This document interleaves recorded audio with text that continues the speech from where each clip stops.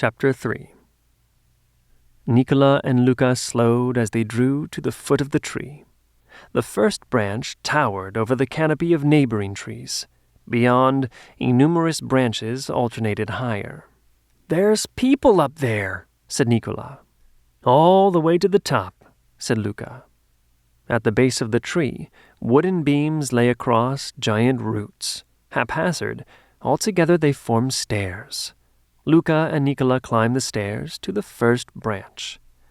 Nicola never knew that branches could be so huge. Even a wagon could travel the branch, 2 wagons side by side, and there would still be room to walk along the railing at the curved edge. Below, the canopies of every other tree swayed in gentle breezes. A trail of smoothed wood between flakes of thick bark wound around the tree trunk. Another stairs built into the trunk led to a higher branch. "How many stairs are there?" said Nicola. "Oh, there's more," said Luca. "It gets serious." There were twice as many steps on the second stairs. Halfway up, Nicola used the railing. Folk were coming down the stairs. Folk were going up.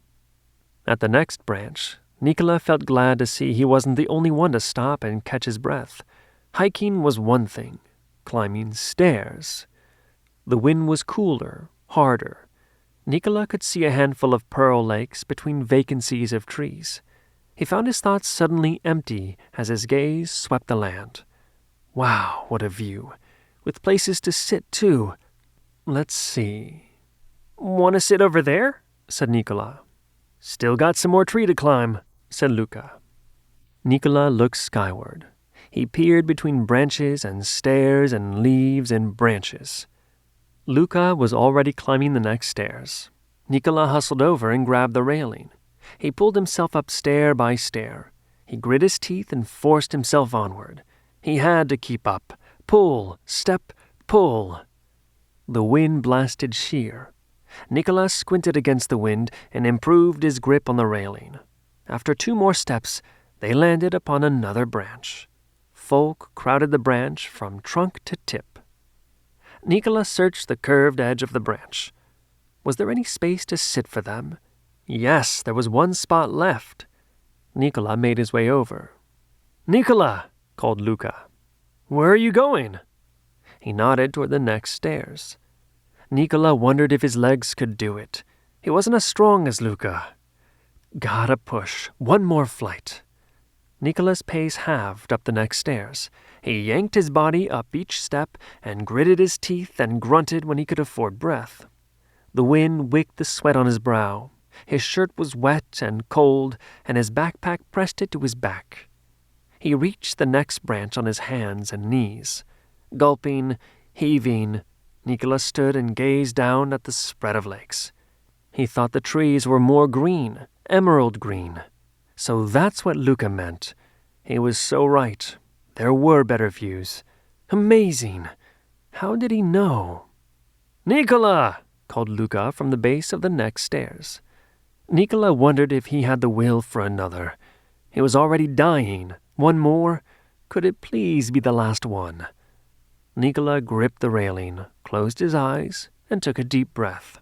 He tripped on the first stair. His grip slipped off the rail, and his knees banged the edge of the wood steps. He grimaced and held in a grunt of pain. He had to be tough and rugged like Luca. Did Luca see him fall? Gah, how embarrassing. Nicola glanced up the stairs. He was astonished to see an old man descending at a young pace. But Luca had seen him stumble, and he rushed down the stairs. "Are you okay?" said Luca, arriving. "Are you hurt?" "No, I just missed," said Nicola.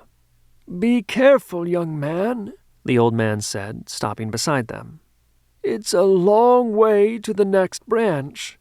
"How much farther?" said Nicola. "An hour." "An hour? We can do it," said Luca. "But the views begin to suffer," said the old man. "How?" "The higher you go, the flatter it looks. Here you can see the size of trees. Some lakes are still peeking out behind the canopy. You still see the birds. You still see the sun bouncing on the water. and at the top everything is just hazy, flat and hazy. But the climb is good for the joints, good for the heart." "Do you go all the way to the top?" said Luca. "Once a week." "That's what I want to do." "And why not?" The old man then smiled at Nicola. "There's something for each of us here." With the aid of Luca's braced arm, Nicola pulled himself to his feet. The old man nodded, smiled once more, and strolled off, calling back, "Enjoy the view!" Luca and Nicola waved. "All right," said Luca. "You ready?" Nicola chewed his lip and regarded the hour of stairs before him. He didn't feel he could do it, but to hold Luca back would be terrible. He could try. He could try his very best. Nicola felt his brother's eyes on him. He worried he would disappoint Luca, so he had to muster strength. Luca's hand landed gently on Nicola's shoulder. His voice was soft. "Why don't we stop here?" This was Nicola's fault, and he knew it. He was holding his brother back. It wasn't fair. There was no worse feeling. "I can keep going," said Nicola, and he looked into his brother's eyes. "I promise." Luca paused, and he smiled softly as he put his arm around Nicola's shoulder. "Come on." He led Nicola across the wide branch on the barkless path. They sat in the wind near a twig with its tuft of leaves.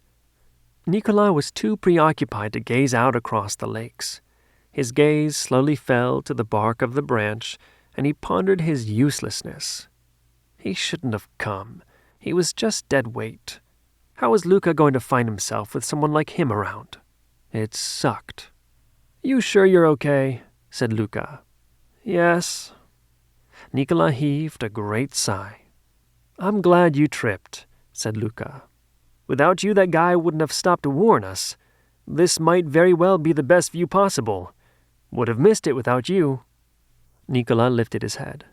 Did Luca really mean that? Because of him, they were getting a better view. The view was certainly astounding, just breathtaking. And he had a hand in that. So he might not have been such a bother after all. Nicola smiled to himself as he looked out at all the lakes. Each one glinted a different color. The wind whipped his face. He could not tear his gaze from the view. He saw the park ranger's office, the main trail, and the trading post. The lake surrounded by peach trees was unmistakable. Its water was still placid.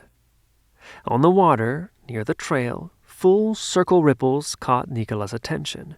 He squinted, but could not discern the cause. There was nothing on the water. Maybe Luca would know. But Luca had laid back and he looked to be sleeping. Nicola was surprised he wasn't snoring. He could wake him, yet it was best not to bother him. Sleep sounded delightful after all. Why rob his brother of it?